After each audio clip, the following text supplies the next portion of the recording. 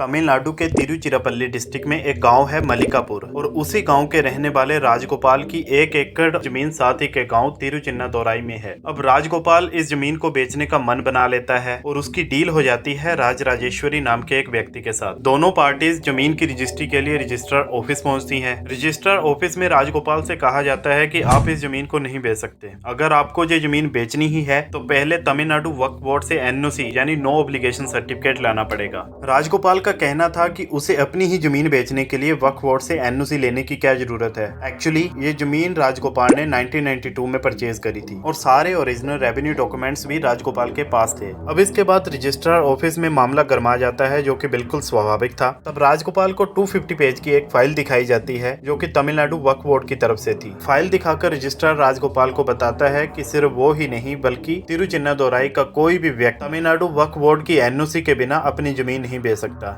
ऐसा क्या था इस फाइल में? एक्चुअली इस फाइल के अकॉर्डिंग न सिर्फ राजगोपाल की जमीन बल्कि पूरे का पूरा गांव ही अब वक्फ बोर्ड की संपत्ति है। यह सब कुछ जानने के बाद राजगोपाल गांव में जाकर सबको सारी बात बताता है। शुरू में ज्यादातर लोग उसकी बात पर विश्वास नहीं करते और जो लोग विश्वास करते हैं वो डिस्ट्रिक्ट एडमिनिस्ट्रेशन ऑफिस में जाकर खुद से इंक्वायरी करते हैं। तब जाकर उन्हें सारी बात क्लियर होती है कि राजगोपाल की बात बिल्कुल सच है। फिर क्या था, पूरे गाँव में अफरा तफरी मच जाती है। सबसे कमाल की बात तो ये हुई कि तिरुचिन्नादोराई में एक पौराणिक मंदिर है श्री चंद्रशेखर स्वामी जी का। सारे डॉक्यूमेंट्स और साक्ष्य बताते हैं कि यह मंदिर 1500 वर्ष पुराना है। उसे भी वक्फ ने अपनी संपत्ति बताकर क्लेम कर लिया। अब यहाँ सोचने वाली बात है कि वक्फ पूरे के पूरे गांव की जमीन कैसे क्लेम कर सकता है। चलो अगर क्लेम कर भी ली तब भी रेवेन्यू डिपार्टमेंट और डिस्ट्रिक्ट एडमिनिस्ट्रेशन लोगों को ही एनओसी लेकर आने के लिए क्यों कह रहे हैं? तो क्या लोगों के पास जो रेवेन्यू डॉक्यूमेंट्स है वो फेक हैं या रेवेन्यू डिपार्टमेंट झूठ बोल रहा है? नहीं, ऐसा बिल्कुल भी नहीं है। लोगों के पास अवेलेबल रेवेन्यू डॉक्यूमेंट्स भी बिल्कुल जेन्युइन है और रेवेन्यू डिपार्टमेंट भी अपनी जगह पर बिल्कुल सही है। लेकिन कैसे? इसको समझने के लिए हमें सबसे पहले वक्फ एक्ट को समझना होगा। वक्फ बोर्ड 1923 से ही एग्जिस्टेंस में है। इस टाइम पर वक्फ बोर्ड को मुसलमान वक्फ बोर्ड कहा जाता था। फिर आजादी के बाद वक्फ एक्ट में पहला अमेंडमेंट हुआ 1954 में नेहरू जी की गवर्नमेंट के द्वारा। लेकिन 1954 तक वक्फ एक्ट पूरे देश में लागू नहीं था और जिन जिन स्टेट्स में ये लागू था उन स्टेट्स का अपना ही अलग वक्फ बोर्ड था और अलग अलग तरीके से वो काम करते थे।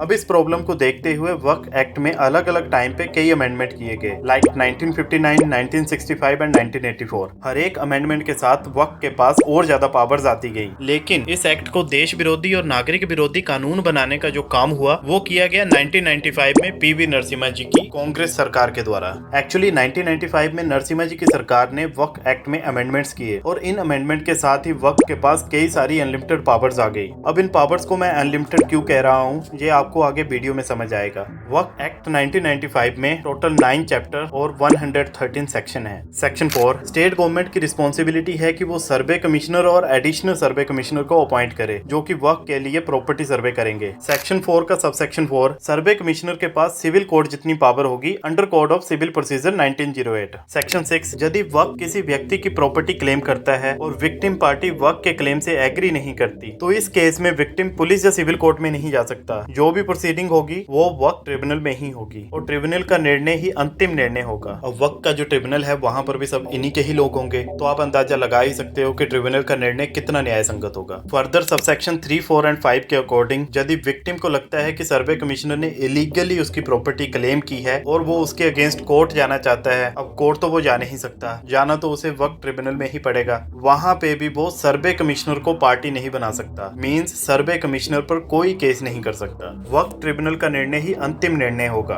वक्फ ट्रिब्यूनल के निर्णय के अगेंस्ट किसी तरह का केस या लीगल प्रोसीडिंग नहीं की जा सकती। सेक्शन 8 सर्वे की टोटल कॉस्ट यहाँ तक कि लिस्ट पब्लिकेशन की कॉस्ट यानी प्रिंटिंग की कॉस्ट तक का खर्चा स्टेट गवर्नमेंट को ही उठाना पड़ेगा। सेक्शन 9 सेंट्रल गवर्नमेंट एक काउंसिल एस्टेब्लिश करेगी, सेंट्रल वक्फ काउंसिल। सेंट्रल वक्फ काउंसिल में टोटल 20 मेंबर्स होते हैं और ये कौन होंगे? इसके लिए सबसे पहली कंडीशन तो ये है कि सभी के सभी मुस्लिम ही होने चाहिए। एक जूनियर मिनिस्टर होना चाहिए। 4 लोग जो मेंबर बनेंगे उनमें से हर एक administration, management, financial management, engineering और आर्किटेक्चर एंड मेडिसिन इन डिपार्टमेंट से होना चाहिए। 3 मेंबर ऑफ पार्लियामेंट से होने चाहिए। 2 लोग सुप्रीम कोर्ट के जज या हाई कोर्ट के जज होने चाहिए। और इन सब के लिए जो क्वालिफिकेशन सबसे ज्यादा जरूरी है वो ये है कि सबके सब मुस्लिम ही होने चाहिए। Other than Muslim is not eligible. Means इस एक्ट के साथ इन्होंने administration services, parliament, supreme court और हाई कोर्ट के जज और यूनियन मिनिस्ट्री इन सब सबसे महत्वपूर्ण संवैधानिक जगह पर मुस्लिम के लिए सीट रिजर्व करवा ली। अब सेक्शन 14 पढ़ लीजिए। उसमें भी और कुछ नहीं देश के लगभग हर बड़ी संवैधानिक जगह पर मुस्लिम के लिए सीट रिजर्व कर रखी है वक्फ बोर्ड काउंसिल के बहाने से। मतलब देख लो यार, एक तीर से कई निशाने। सेक्शन 23 में चीफ एग्जीक्यूटिव के लिए जो फर्स्ट क्वालिफिकेशन है वो ये है कि कैंडिडेट मुस्लिम होना चाहिए। सेक्शन 28 के अकॉर्डिंग वक्फ बोर्ड का कोई भी डिसीजन और आदेश ग्राउंड लेवल पर इम्प्लीमेंट करने की जिम्मेदारी डिस्ट्रिक्ट मजिस्ट्रेट और उसकी एब्सेंस में एडिशनल डिस्ट्रिक्ट मजिस्ट्रेट की होगी। मतलब जैसे गवर्नमेंट और कोर्ट ऑर्डर देता है उसी के इक्विवेलेंट पावर्स हैं वक्फ बोर्ड के पास।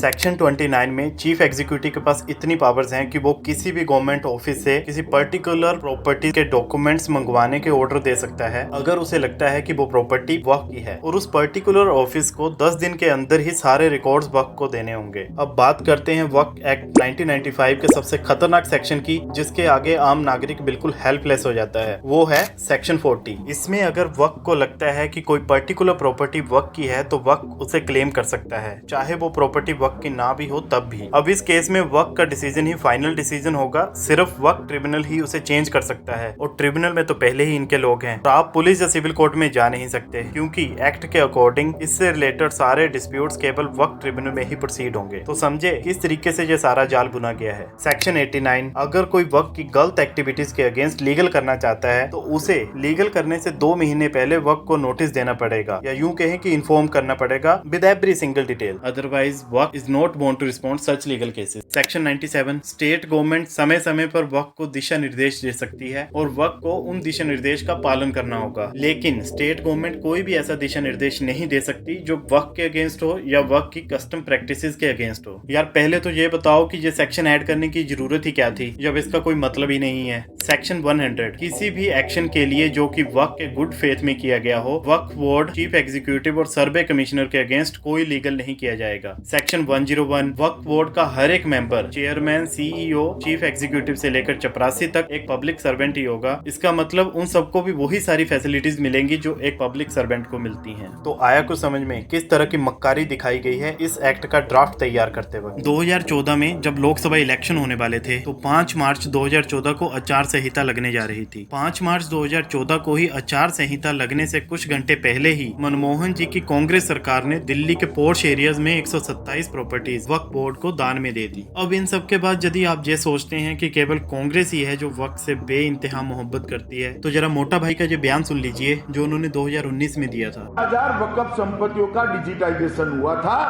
अभी 5 ही साल के अंदर 5,76,000 वक्फ संपत्तियों का डिजिटाइजेशन कर 90%, देश की 90% वक्फ संपत्तियों का डिजिटाइजेशन करने का काम ये भारतीय जनता पार्टी की नरेंद्र मोदी सरकार है।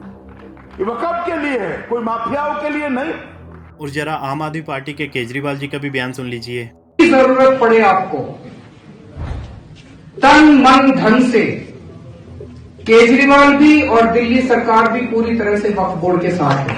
सिर्फ यही पॉलिटिकल पार्टीज नहीं है जो वक्फ के शुभ चिंतक हैं। एवरी सिंगल पॉलिटिकल पार्टी सिर्फ वोट बैंक के लिए वक्फ को खुश करने में लगी रहती है, चाहे उसके लिए देश या देश के नागरिकों की कितनी ही दुर्दशा हो जाए। आज की इस वीडियो में बस इतना ही। इस इन्फॉर्मेशन को अपनी फैमिली और फ्रेंड्स के साथ ज्यादा से ज्यादा शेयर करो। और क्या लगता है आपको, बीजेपी गवर्नमेंट वक्फ की इस अनलिमिटेड पावर पर रोक लगाएगी?